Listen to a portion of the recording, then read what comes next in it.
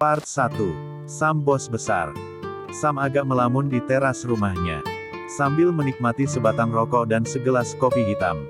Matanya memandang lelah ke arah jalan depan rumah. Sedikit sengal tarikan nafas yang ia buat pagi ini. Lekas ia kembali melanjutkan untuk mengikat tali sepatu di telapak kakinya. Mas Sam belum berangkat kerja ya? Sapa seorang ibu-ibu tetangga yang kebetulan lewat di depan rumah. Setelah berbelanja di depan gang tak jauh dari rumah Sam. Ini mau berangkat bu, jah baru kelar belanja ya. Ramah Sam menimpali sapaan ringan para tetangganya yang terkadang selalu saja menggunjingkan Sam. Iya Mas Sam mari, duh gantengnya, celetuk ibu-ibu tetangga yang satunya lagi yang berjalan di samping ibu-ibu tadi menyapa Sam. Sam hanya tersenyum simpul menanggapi ocehan para elbu-elbu. Sudah sifat Sam dari dahulu saat masih muda. Tidak pernah mempedulikan omongan orang lain. Bahkan ia tidak pernah ikut campur urusan orang lain. Buang-buang energi saja untuk memikirkan yang tidak perlu dipikirkan, ujarnya dalam hati. Sebenarnya Sam sudah sering mendengar ocehan tetangga tentangnya. Sering Sam memergoki para ibu-ibu tetangga yang tengah membicarakan tentangnya. Terkadang saat Sam melewati sekumpulan ibu-ibu yang mengerumuni tukang sayur. Sam sering mendengar para tetangga tersebut membicarakan tentang dirinya. Kata mereka, kasihan ya Mas Sam walau punya rumah mewah, mobil bagus dan motor sport. Tapi belum punya pasangan. Malah masih muda sudah harus menyandang label duda. Tapi Sam selalu tersenyum pada mereka dengan ramah. Sam memang memiliki segudang barang mewah hasil dari jerih payahnya selama ini. Sekarang dia juga telah memiliki rumah sendiri yang ia beli setahun lalu di pusat kota Jombang. Bahkan Sam telah mendirikan pabrik percetakan, yang dimana sebagian produksinya adalah buku yang ia ciptakan sendiri. Beberapa judul buku juga sudah pernah dibuat serial film oleh beberapa rumah produksi ibu kota. Tapi entah mengapa ia lebih suka mengendarai sepeda motor bebek butut yang sudah tidak dipakai oleh bapaknya. Bos ayo berangkat sudah jam berapa ini? Ujar Nurman seorang sahabat karib yang ia plot sebagai CEO di perusahaan yang ia buat. Nurman adalah teman sekaligus sahabat karib Sam semenjak kecil. Nurman juga selalu membantu Sam untuk membesarkan cita-citanya sebagai penulis terkemuka. Sekarang Sam sudah mewujudkan cita-cita. Jadi Nurman juga berhak untuk menikmati hasil. Kebetulan Nurman memiliki rumah di samping rumah Sam. Sam membeli rumah itu juga atas saran Nurman. Enggak bawa bekal lagi kamu Nurman. Biasanya bawa bekal satu kotak penuh, ujar Sam mulai menggoda sahabatnya yang biasa dibawakan bekal makan siang oleh sang istri. Ah kamu bos, makanya nikah jangan sendiri melulu. Biar ada yang memperhatikan, ada yang membuatkan bekal makan siang. Anu Sam istriku lagi kangen orang tuanya. Jadi kemarin aku antar pulang, jawab Nurman. Jadi semalam bobo sendiri dong. Celetuk Sam kembali ingin menggoda Nurman. Walau Sam tahu kalau kata-katanya pasti akan dibalik sebuah protes oleh Nurman. Tapi Sam selalu suka menggoda sahabatnya tersebut. Lah situ juga kan selalu bobo sendiri. Apa nanti malam aku yang temani kamu buat nyanyikan lagu Nina Bobo? Celetuk Nurman agak tersenyum menyindir pada Sam. Hai, najis men, masak jeruk makan jeruk. Sudah ayo berangkat ucap Sam lalu naik ke atas motor bebek miliknya. Memajukan dengan kaki, belum ia hidupkan menuju ke depan pagar. Setelah Nurman mengunci pagar rumah Sam dan memberikan kuncinya pada Sam. Mereka berdua mulai melaju sejalur roda dua motor bebek yang mereka tunggangi ke arah pabrik milik Sam, yang berjarak 2 km dari rumah Sam. Dalam perjalanan mereka masih sempat mengobrol ringan. Berbincang antar sahabat tentang perjuangan mereka selama ini. Terkadang diselingi canda dan tawa. Sam kenapa kamu lebih suka berangkat kerja memakai motor bebek butut ini? Padahal kamu punya mobil mewah, motor sport juga ada 2 malah. Kenapa kamu tidak memakai mobil saja seperti kebanyakan bos-bos pemilik pabrik di luaran sana? Mana kamu berpakaian tak selayaknya bos?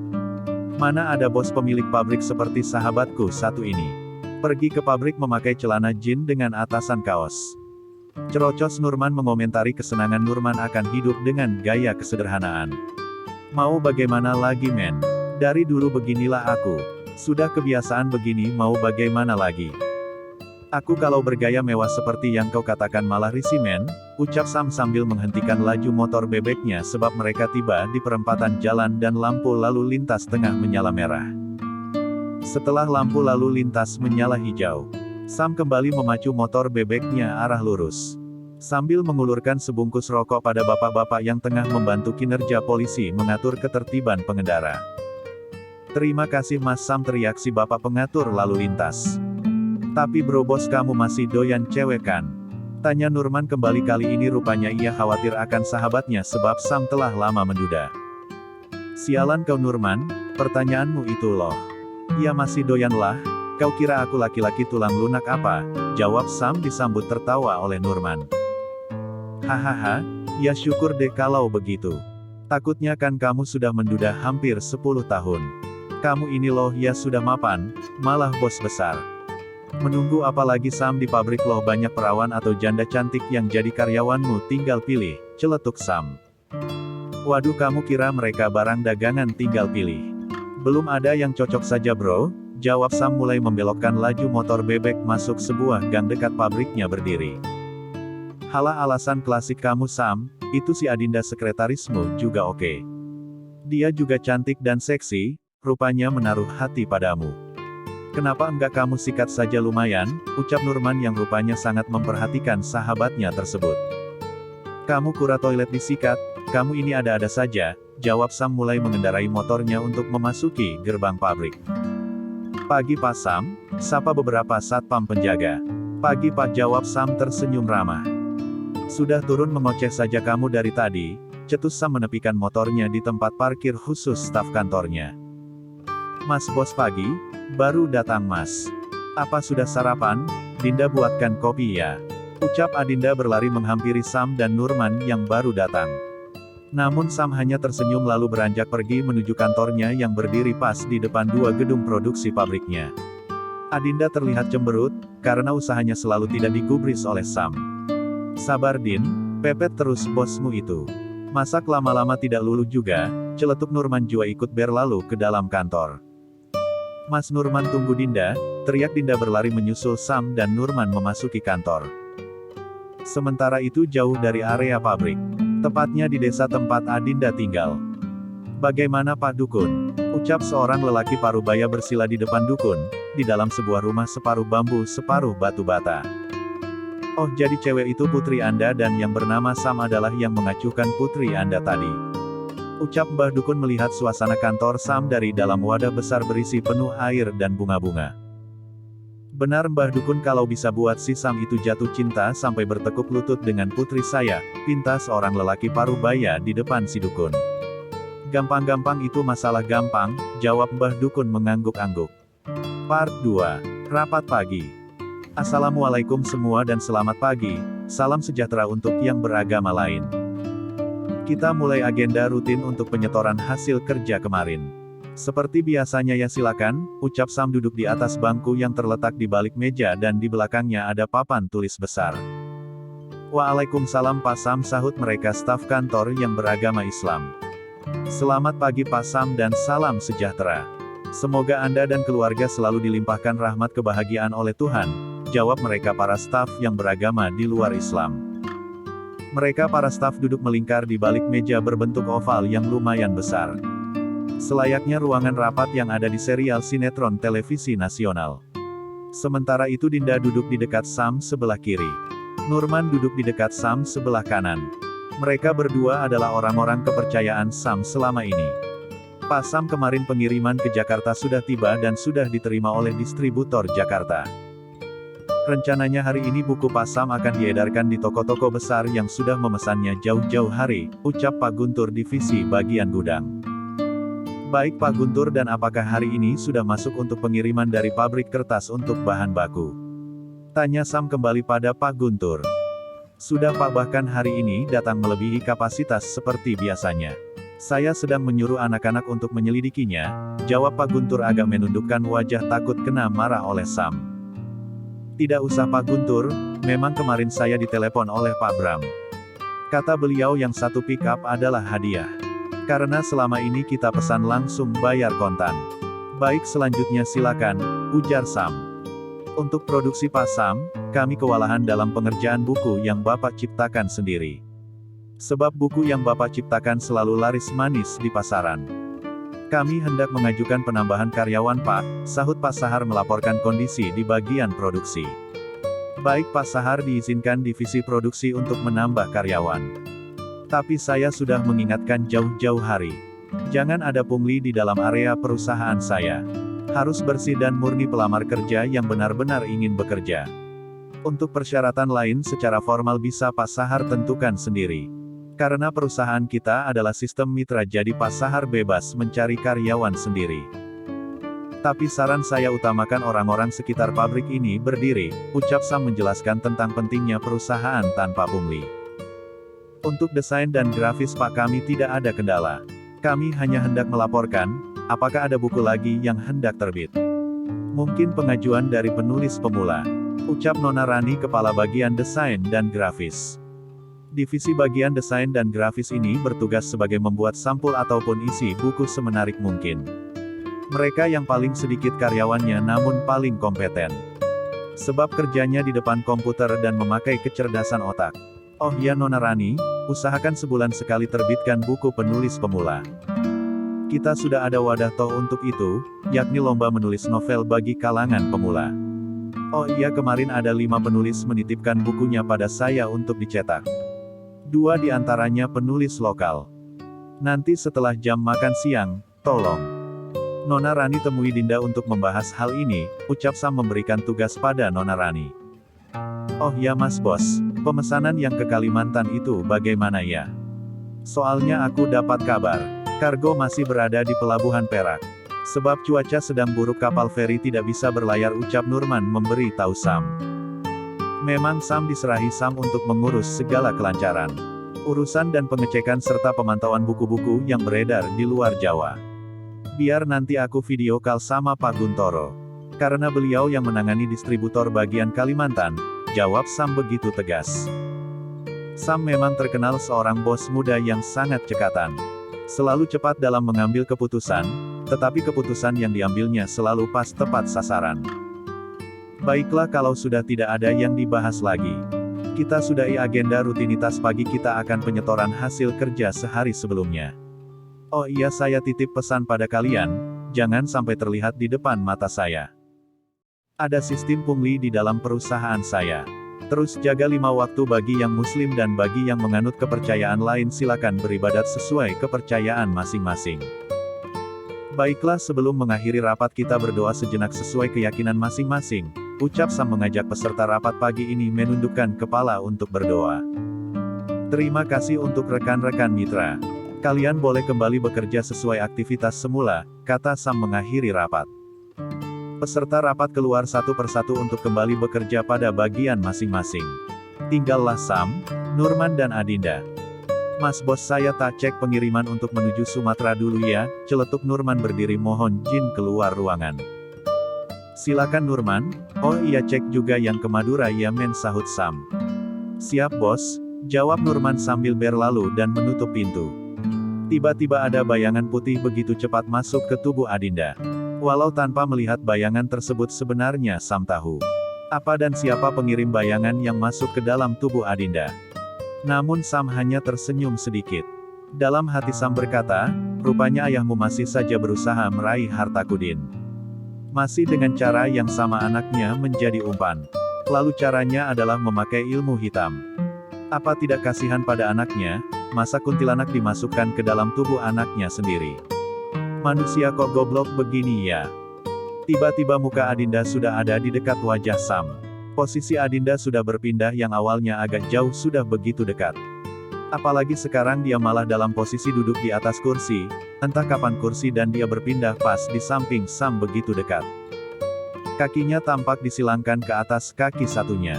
Rok mininya diangkat sedikit lagi agak ke atas. Rok mininya yang memang agak pendek dan menantang. Menjadi seakan terlihat bagian dalam rok Adinda. Astagfirullah, tolong cewek ini masih saja usaha. Gerutu Sam sudah semakin malas berada di ruang rapat hendak berdiri. Tapi ketika Sam hendak berdiri, tangan Adinda meraih pundak Sam. Sehingga Sam kembali terduduk. Mau kemana Mas Bos yang ganteng?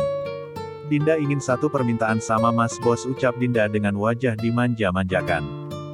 Jangan aneh-aneh kau Din, jawab Sam berpura-pura tidak tahu kalau sebenarnya Sam tahu. Dinda tengah dalam pengaruh ilmu hitam. Cuma satu aneh kok Mas Bos, celetuk Dinda agak membungkuk di samping Sam. Sambil melonggarkan kerah bajunya dan melepas satu kancing jas depan. Sehingga agak kelihatan belahan bagian depan. Sam terlihat menulis sesuatu di selembar kertas. Entah apa yang ia tulis, yang jelas Sam mencoba menghindar dari serangan gaib dari dalam tubuh Dinda. Dinda semakin berani dan agak di bawah kesadaran. Bagaimana tidak, tiba-tiba Dinda membuka jas yang ia kenakan. Kali ini Dinda hanya memakai baju dalam berenda tanpa lengan. Bahkan cenderung teramat seksi. Maaf bos, pagi ini sepertinya panas. Apa AC mati ya atau karena saya melihat Mas Bos jadi panas? Tanya Dinda agak memancing Sam. Coba baca ini Din, ucap Sam mengarahkan tulisan pada selembar kertas yang ia buat. Ternyata tulisan itu adalah rangkaian ayat suci kalimat sholawat. Bluk, tiba-tiba Dinda seperti kesakitan lalu jatuh pingsan setelah membaca ayat sholawat yang ditulis Sam. Lalu Sam menutupi kembali bagian depan tubuh Dinda yang terbuka. Mbak Obe maaf tolong ke ruangan rapat 2 orang. Mbak Dinda pingsan seperti biasanya. Mungkin dia kecapean dan tolong dirawat ya, ucap Sam menelepon bagian office boy. Siap Pak Sam, jawab singkat dari dalam telepon dari bagian OB. Ada-ada saja, gerutu Sam berdiri lalu pergi dari dalam ruang rapat meninggalkan Dinda begitu saja.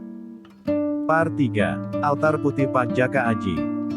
Sudah hampir setengah hari Sam berkutat dengan tumpukan berkas di balik meja kantornya.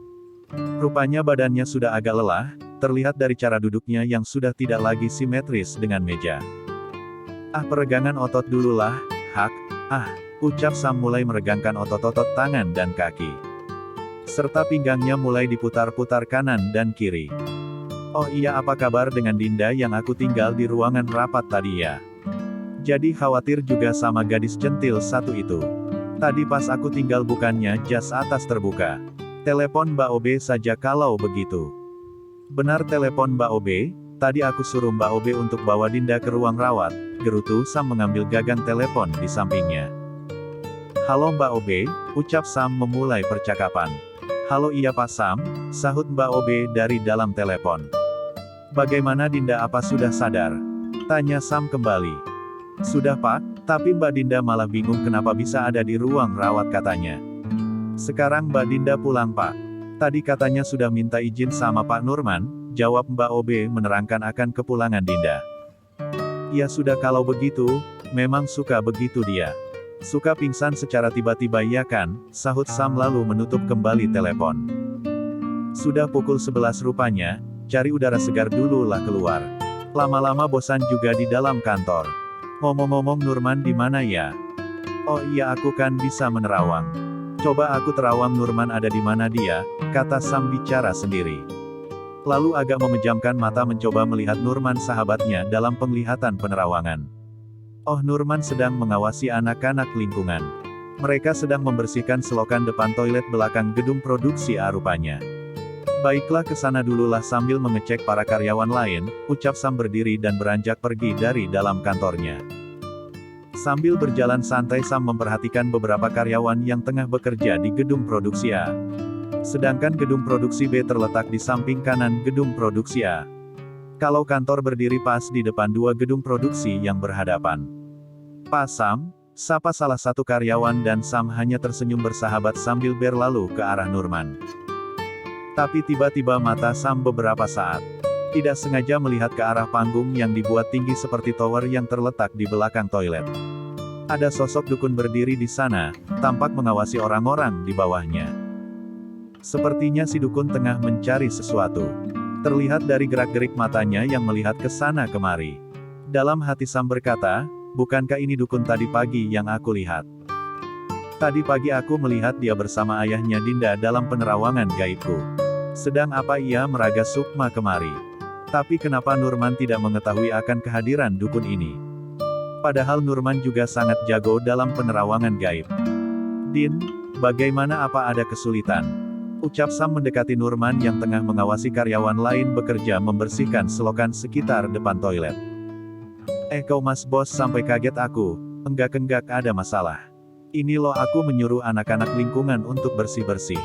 Bulan ini kan sudah masuk musim hujan. Jadi ya biar bersih dan tidak jadi sarang nyamuk yang bisa membawa malaria, jawab Nurman mengemukakan pekerjaan yang ia lakukan. Benar, bagus itu men, tapi awas saja kamu kalau waktunya istirahat. Lalu kamu terus bekerja, kasihan mereka juga butuh istirahat. Jangan lupa juga kalau waktunya salat ya salat. Tinggalkan semua aktivitas kalau sudah azan, sahut Sam menceramahi Nurman. Baik bos, ngomong-ngomong kau mau kemana Mas Bos? Tanya Nurman penasaran. Dalam hati Sam berkata, benar mata batin Nurman tidak aktif. Beda sih jalurnya mata batinku dan Nurman. Kalau mata batinku terus aktif, sedangkan mata batin Nurman terkadang aktif, terkadang tidak. Ini mau ke toilet, lah kesini mau apa lagi, kalau tidak ke toilet men. Permisi ya pak, ucap Sam berjalan menuju toilet melewati beberapa karyawan yang tengah membersihkan lokasi depan toilet. Iya pak Sam, silakan, sahut karyawan yang tadi dilewati Sam. Sebenarnya Sam tidak benar-benar masuk ke dalam toilet. Sam memang tidak bisa menguasai ilmu meraga sukma. Tapi Sam bisa menghilang atau berpindah tempat dengan cepat, tanpa orang lain tahu. Sam memang terlihat masuk ke dalam toilet. Tapi yang sebenarnya terjadi setelah Sam masuk. Dia langsung menghilang dan berpindah tempat di belakang dukun yang tengah berdiri di panggung atau menara pengawas belakang toilet. Ada apa Ki Sukma kau datang kemari? Ucap Sam secara tiba-tiba berdiri di belakang Ki Sukma yang tengah meraga sukma. Kau siapa anak muda, kenapa kau bisa melihatku? Bukannya manusia biasa tidak mampu menembus untuk melihat ruh raga sukma, ucap Ki Sukma begitu kaget, tiba-tiba Sam telah berdiri di belakangnya. Sudahlah Ki Sukma, jangan di sini. Ini lingkungan pabrik semua sedang bekerja. Kita pindah lokasi lain yuk, kebetulan aku punya satu tempat yang asyik untuk kita mengobrol dengan leluasa tanpa harus ada gangguan, ucap Sam menarik pundak Ki Sukma. Tiba-tiba ada lingkaran gaib penghubung dimensi lain muncul di belakang Sam.